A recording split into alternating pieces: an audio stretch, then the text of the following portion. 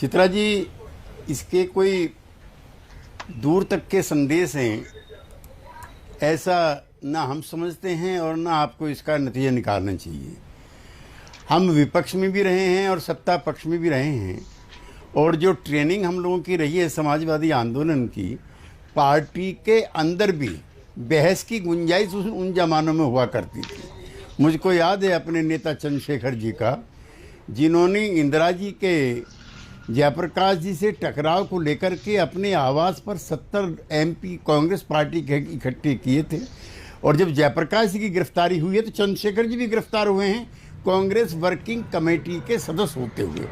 लिहाजा पुराना तो यही चलन था कि अपनी पार्टी के अंदर भी आप स्वतंत्र तरीके से अपनी राय रख सकते हैं।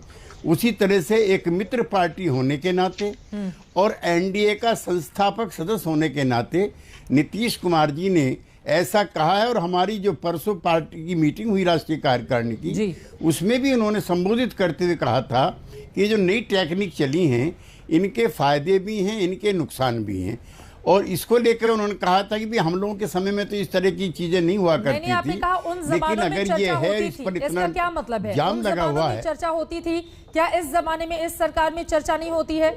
आपकी बातों से इस बात को निकालूं मैं? सही पकड़ा है आपने। नहीं, तब मैं ये स्पष्ट तौर पे कहना चाहता हूँ उस जमाने में दलों के अंदर बहस मुआयसे की ज्यादा संभावनाएं थी। इसको अन्यथा मत लीजिए कि मैं ये कहना चाहता हूं कि भाजपा या कांग्रेस में अब ऐसा नहीं होता है, लेकिन पहले ज्यादा गुंजाइश बनी रहती थी।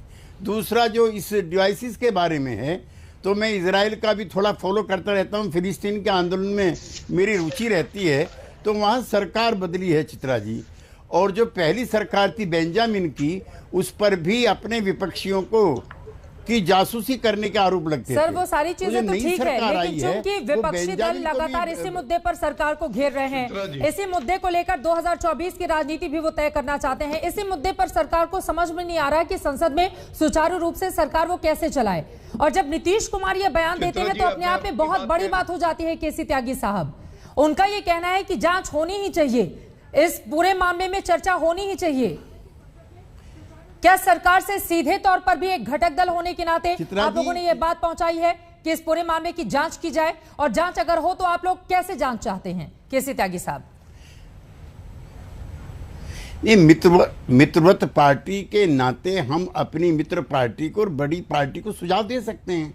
अब कल मैं नीतीश कुमार जी के साथ ओम प्रकाश चौटाला जी से मिला, वो जनता दल के संस्थापक रहे हैं, चौधरी देवीलाल जी उनके सुपुत्र हैं, उनका स्वास्थ्य खराब है। अब कल से ये भी अफवाहों का जोर गर्म है कि हम उनके साथ मिलकर कोई नई खिचड़ी बनाना चाहते हैं। खबर तो है कि थर्ड फ्रंट के लिए लेकिन चाहते हैं नीतीश कुमार नेतृत्व करें चौटाला साहब।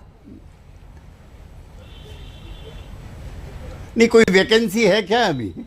और हम फर्स्ट फ्रंट में हैं, NDA is a first front, तो हम थर्ड फ्रंट में जा क्यों चाहेंगे?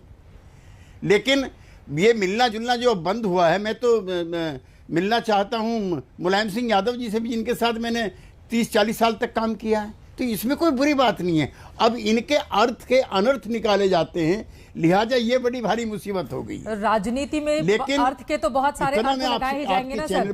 पहले तेजस्वी यादव के साथ मिलकर जातिगत जनगणना की मांग करना, जिस पर बीजेपी का बिल्कुल अलग रुख रहता है। उसके बाद जनगणना को लेकर भी नीतीश कुमार यूपी सरकार से बिल्कुल अलग और अलहदा स्टैंड लेते हैं। उसके बाद चौटाला